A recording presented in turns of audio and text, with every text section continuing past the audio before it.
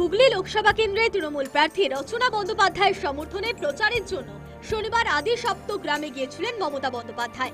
আর সেই প্রচার মঞ্চ থেকে শ্লীলতাহানি কাণ্ডে রাজ্যপাল সিভি আনন্দ বোসকে নিশানা করে চাঞ্চল্যকর মন্তব্য করলেন তিনি।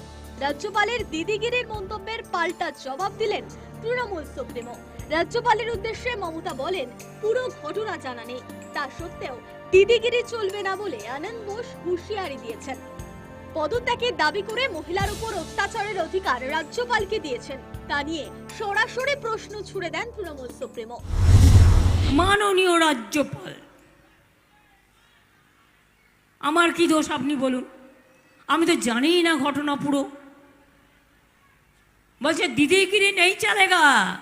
আমি বলি ও তো সচ है, दादागिरी नहीं चलेगा, दीदीगिरी नहीं चलेगा, लेकिन राज्यपाल पहले आपको तो पदत्याग करना चाहिए। Who are you to torture the women? এখানেই থেমে থাকেননি মমতা। এডিট করে ভিডিও দেখানো হয়েছে বলে অভিযোগ করেন তিনি।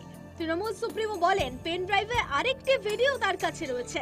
কেলেঙ্কারির কীর্তি বলে কটাক্ষ করার পাশাপাশি রাজভবনে ডাকলে আর যাবেন না বলে বিস্ফোরক মন্তব্য করেন। রাজ্যপালের পাশে বসাও পাপ বলে মনে করছেন মমতা।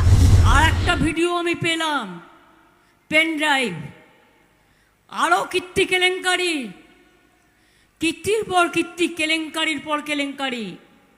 বাবারে, আমাকে এখন রাজভবনে ডাকলে আমি আর যাব না। রাজভবনে আমি আর যাচ্ছি না ভাই। আমাকে রাস্তায় ডাকলে যাব। রাজ্যপালের কথা বলতে হলে আমাকে রাস্তায় ডাকবেন, আমি রাস্তায় গিয়ে দেখা করে আসব। কিন্তু যা কীর্তি কেলেঙ্কারি শুনছি, আপনার পাশে বসাটাও পাপ। রাজ্যপাল সম্পর্কে মমতার মন্তব্যের নিন্দা করেছেন বিরোধীরা। শ্লীলতাহানির অভিযোগকে সাজানো নাটক বলে দাবি করা হয়েছে। গত বৃহস্পতিবার শ্লীলতাহানির অভিযোগ করে রাজ্যপালের বিরুদ্ধে বোমা ফাটিয়েছিল রাজভবনের এক মহিলা কর্মী। হিরাস্টেট থানায় একটি অভিযোগ জমা দেন।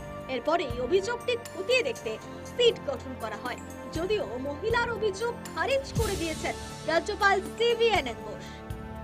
News time.